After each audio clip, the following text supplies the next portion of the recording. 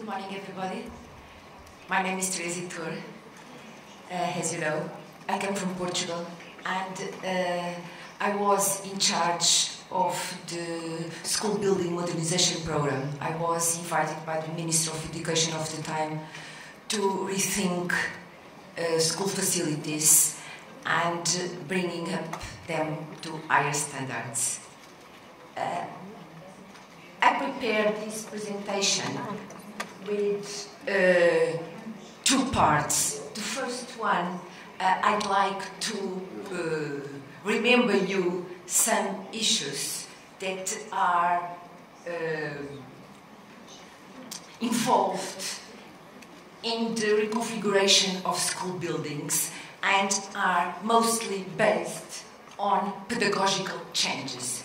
And in the second part, I will show you some parts that I think are the most important ones of the modernization program in Portugal.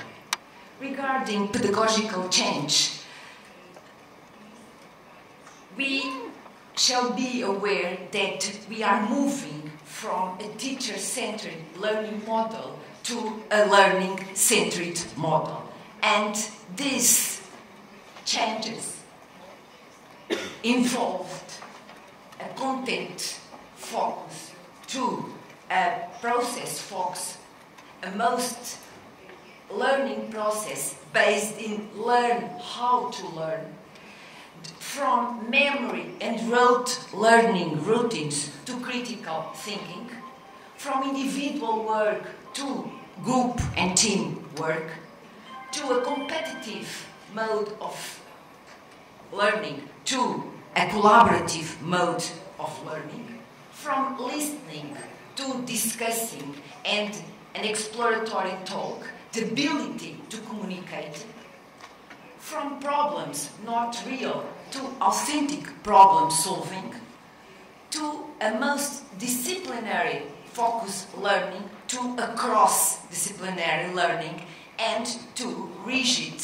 timetables and supervision to a self-organized and most directed interpretation mode of learning. And these changes also involved the learning pedagogies that are now most participative, practical, and personalized. Also involved a new type of learning episodes that are also formal, but they also involve lots of informal episodes. And also the learning relationships are changing from individuals, from peer to peer, and from adults and students, coaching and mentoring. And also we have new learning technologies, devices that are light, robust, space-saving, and we need more access to information. And this new device also provides us with different types of data collection, data analysis, modeling, and the need of an infrastructure that is more agile, more flexible, and in particular more mobile. And which implications do these changes have for design? In particular, the learning city, to understand all the precinct as a learning space. And this needs more independent and group learning spaces, less teacher-centered classrooms, more flexible spaces, and more collaborative spaces. Regarding the school, the program, the school building modernization program in Portugal, I'd like also to give you some information on the school system in Portugal. And now we have 12 years of compulsory education up to 18 years old. It starts with one preschooling here with 5 years. Then we have the first cycle of the basic education, we call it the primary education, 4 years. Then we have a second cycle with 2 more years, a third cycle with 3 years, and the secondary school with more 3 years. Primary schools and preschooling are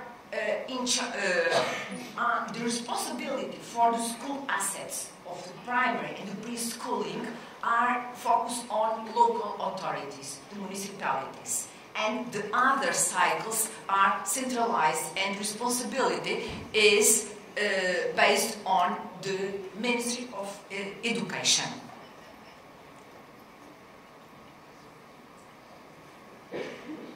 Regarding the school building stock, which involves secondary schools and second and third cycle, it is a quite heterogeneous group, either in terms of the construction period, the typomorphological conditions, or the architectural and the building quality. They can be grouped into 3 periods of phase on the basis of when they were built.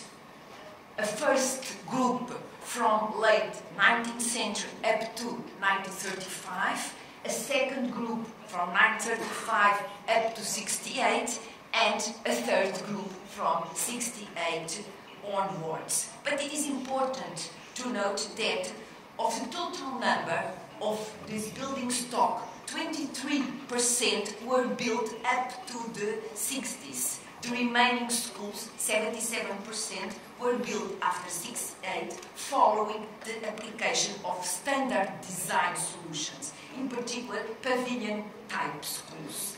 This latter phase corresponds to the period of expansion of the school network and the extension of compulsory education from 4 years to 6 years in the 60s, and in the 80s from 6 to 9 years.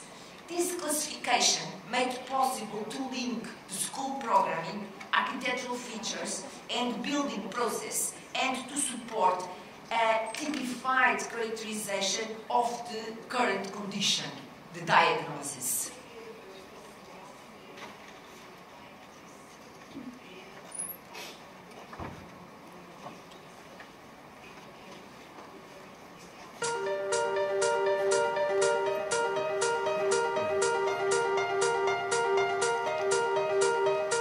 Improving Portuguese secondary schools called for a rethinking of the existing learning environments and their adaptation as to provide a better design focused on the ways in which people learn.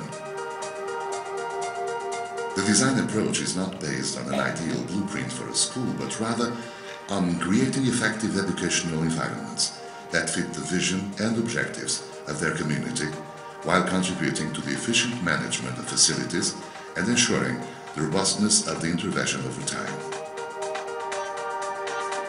The emphasis is on providing a variety of flexible learning and non-learning spaces, as well as areas available in the community after school hours. The key concept behind the reorganization of the school spatial layout is based on 2 interconnected structural rings.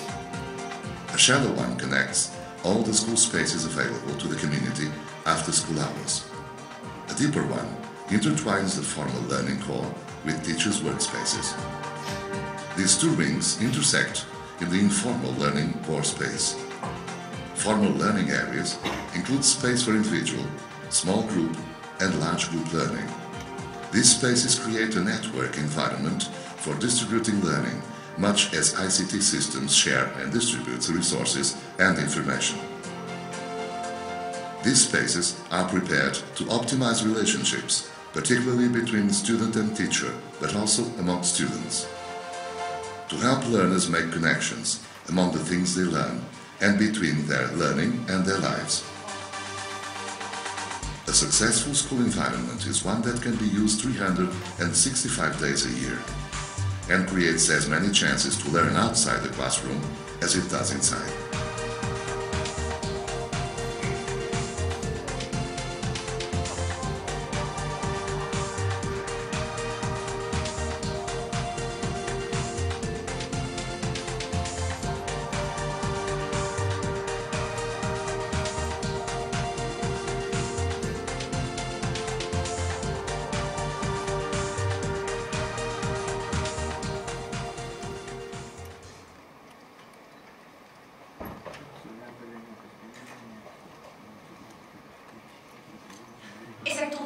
therefore, in 2007, an increased focus on improving student outcomes, coupled with a significant increase in capital funding for school buildings, led the Portuguese government to a comprehensive modernization program of secondary school facilities.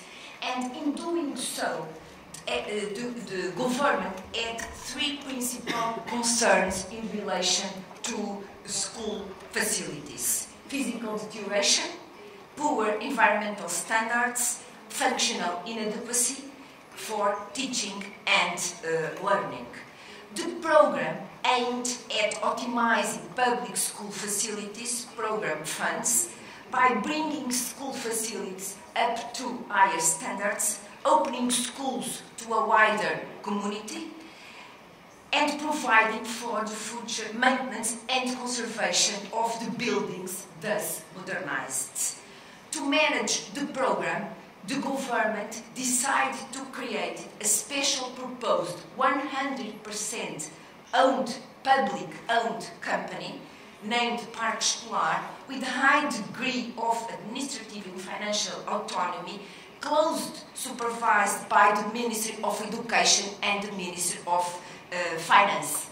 Parque Escolar was expected to modernize a total of 332 schools by 2015, with a total investment of 2.45 billion euros for the first 205 schools. The program's ultimate goal was to provide the Portuguese educational system with a new approach to the way the community sees schools, together with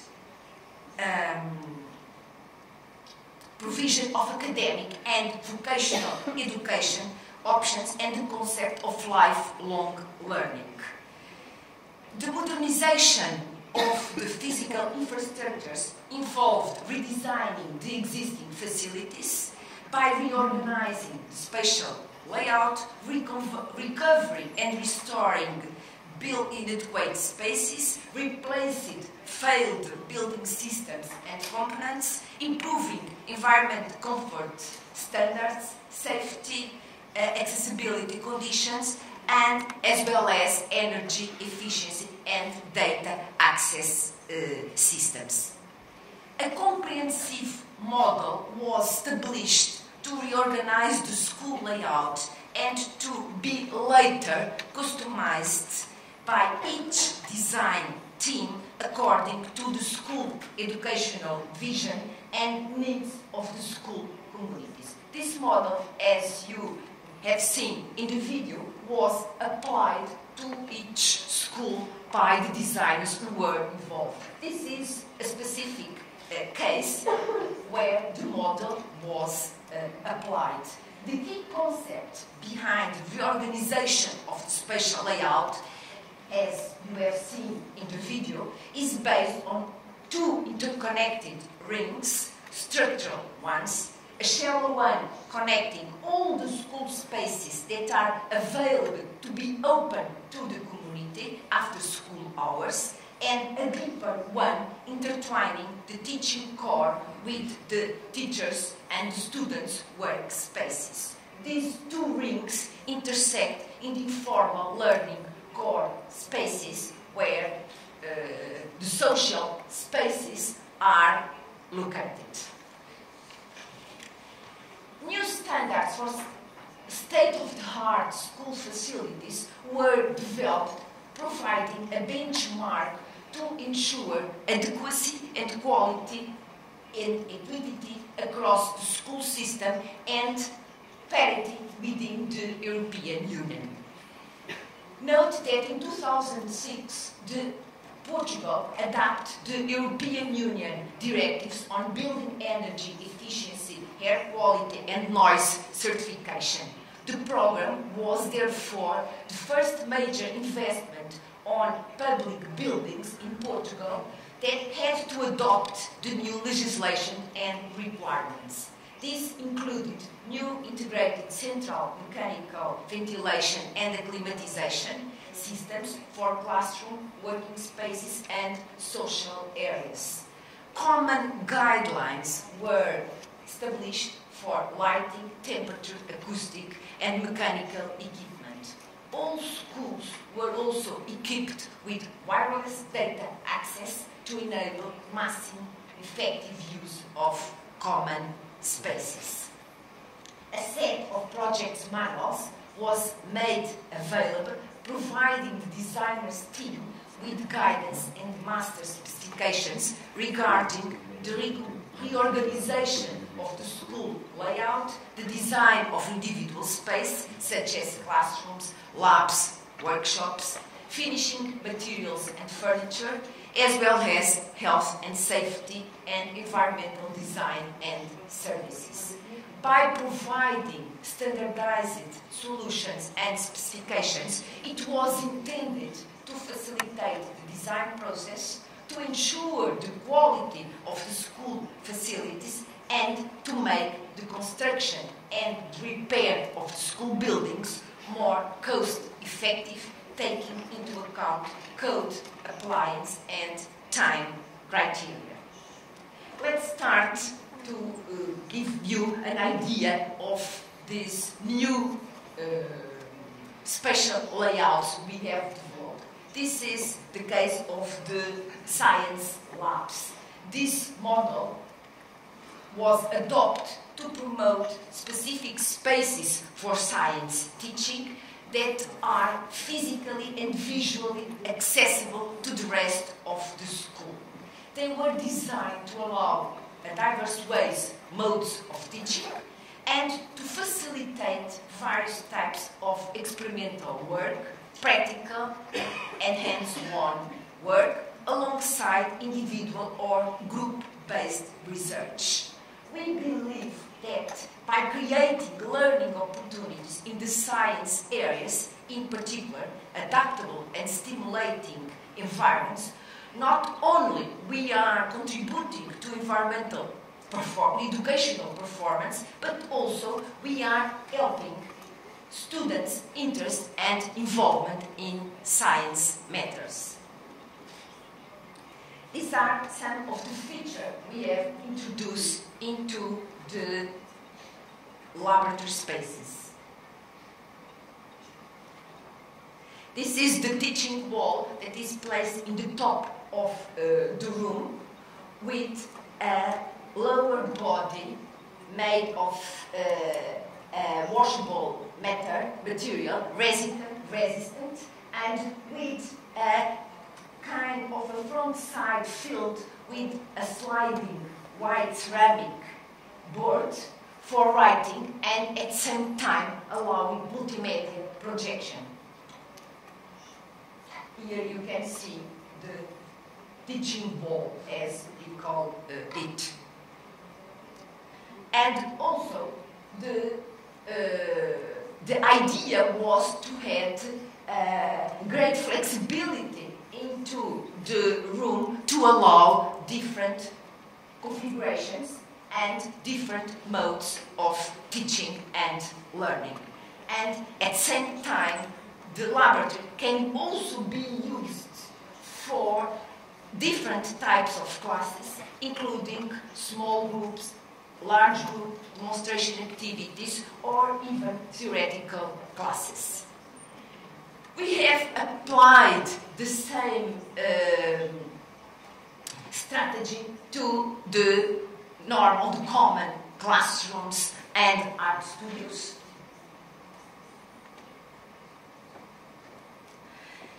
And a particular care was also given to the school library. The model that has been adopted places the library at the heart of the school, a central space, both physical and symbolically, highly accessible from all parts of the school. The message is that of a workspace containing books and access to a diversity of information sources, which is open and comfortable, and where everyone is welcome for personal reading, multimedia access, as well as group work.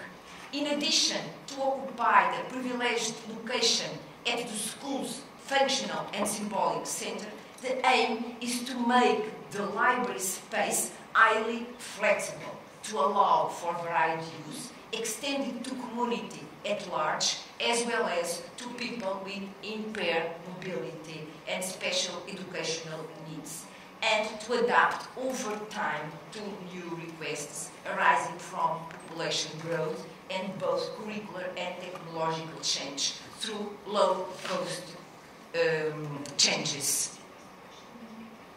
This is an example of one of the libraries with the formal reading area and individual and work group facilities, in this case in the upper floor, and in the lower floor, the formal reading area.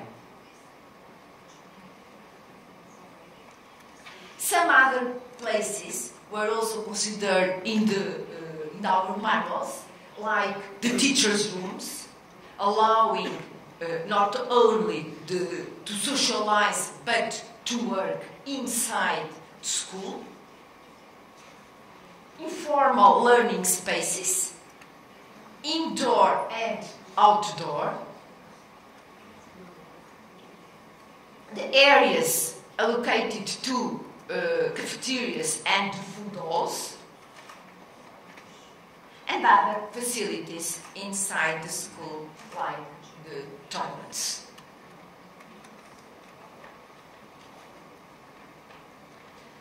The program adopted a participative approach to planning and design, involving design professionals, educators and school users through a collaborative process of interpretation and negotiation.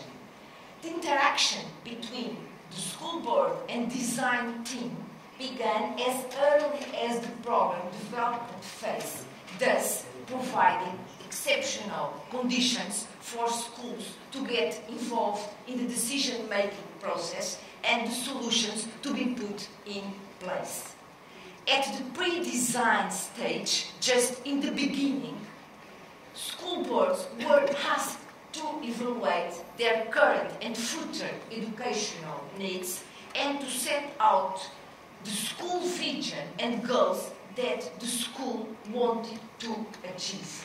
Online forms were produced and provided to school to help making a description of the existing facilities and identify their limitations, disadvantages and needs. This information was used later to define the new design brief and the schedule of accommodation. From there, the schools collaborated with the project team until the final design is produced and approved by the school community. And by allowing the early engagement of the school boards and their communities on the decision-making process, the user's role in identifying needs was recognized. As a result, the final solution was not a standardized one, but rather one which was discussed and approved by the school community, reflecting the educational project pursued by each school. Be aware that although school boards want to be involved in the process, they may not have all the time to devote to the project. So this is important to designate a point of contact within each school to participate. This can keep the school board involved in the decisions-making process, but with time to do other things. Moreover, it is important to simplify plans, use templates, and consider rule-based procedures to get them involved. Refurbishment works were carried out while the schools were fully operating, requiring special attention to the school's community safety and comfort. Works were planned to start just in the beginning of the summer holiday and end in average 18 months later. during the design stage, schools boards were involved in defining the construction phases and identifying the needs to guarantee continuity of the learning activity in safety conditions and without major disturbances. Just an alert. Refurbishment works are complex and stressful. Having to manage a school in a construction site with the problems of noise, dust, disruption, etc., and working in the building being refurbished or in temporary prefabricated buildings is a painful and traumatic period for the educational community. They are exposed to conditions known to generate high levels of tension. Additional project managers and contractors are also under high pressure to construct the refurbished schools in short frame times and with tight budgets. The program was implemented following a phasing planning with a pilot phase regarding 4 schools in the cities of Lisbon and Porto, corresponding to different school types regarding the complexity of the Portuguese education and training system and the different architectural design and styles. These pilots were very important because they served to test the process for delivering the project, identifying issues with particular building types which may not be revealed until work starts. This information provides valuable insights and the experience passed on to the projects in the next phases. The collective experience was also used to respond to unrealistic expectations of schools, boards, and users. The speed of the build-up of the program was such that there was limited scope for learning and applying lessons along the way, either as regard education and design issues or as regard finance and budget.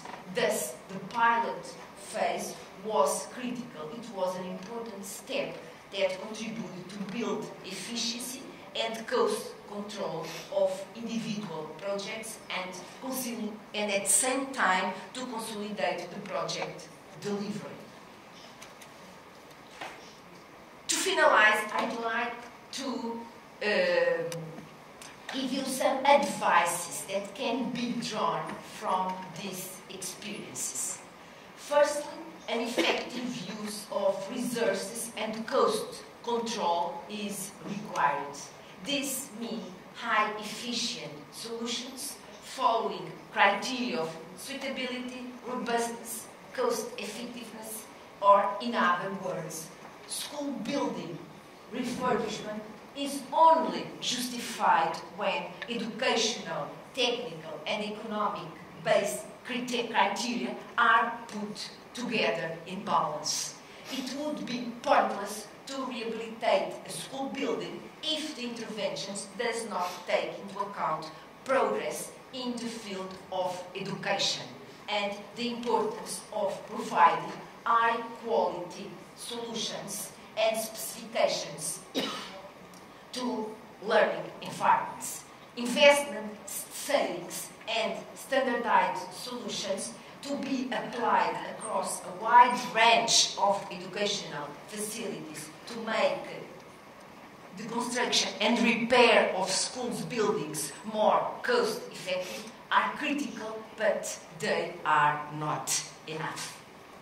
Secondly, it is fundamental to implement a continuous review of the process and the definition of effective post-occupancy evaluation procedures to feed back into the design manuals useful information obtained from users, designers and specialist curriculum consultants, and learning from completed school projects. Thirdly, it is important to smooth the transition from the construction phase into use as a gradual process. Often, schools users are left on their own to manage what can be complex systems, whether they are mechanical tools or equipment, or more simply how they might arrange the furniture to make best use of the new learning spaces. Providing guidance to school occupants as well as short training and workshops regarding the interaction with the building and the new equipment before the move in is therefore relevant to minimize negative impacts and enhance buildings' efficiency and sustainability. The design of the school must enable the building to meet future needs as well as cater for present needs. It is at this stage where the modernization in its educational architectural meaning really can take place. Fourthly, ensuring preventive maintenance in ways that are cost-effective is difficult, in particular helping buildings function as they were intended and operate at peak efficiency, including minimizing energy consumption. This means to build the capacity for annual maintenance projects and evaluating their costs, to plan strategically for preventive maintenance in the long and short term, to structure a framework for operating a preventive maintenance program, and to advance the competence of maintenance workers and managers. Finally, upgrade school facilities is seen as having a strongly positive impact on teaching and learning. More attractive, flexible and multifunctional spaces enabling teachers to diversify their teaching, providing for more personalized approaches and hands-on experiments, and supporting the development and application of ICT. The experience and also the literature also suggests the importance of ongoing training programs for teachers and their support staff to provide them with opportunities for learning new techniques and benefiting from the expertise of specialist consultants, as well as to analyze and explore new alternatives ways of meeting the educational needs in different spatial configurations, and to explore alternative schedules of accommodation. Gathering together knowledge for developing the design of a building is important, but it is also necessary to provide teachers with the knowledge and understanding of how they can get the best out of their buildings to provide a supportive learning environment. And these are some of the conclusions that were pointed out by school principals of the schools that were refurbished. Schools, when are refurbished, they reduce stress, they enhance pride, they allow for flexibility and variety, and they also enhance concentration. Thank you very much.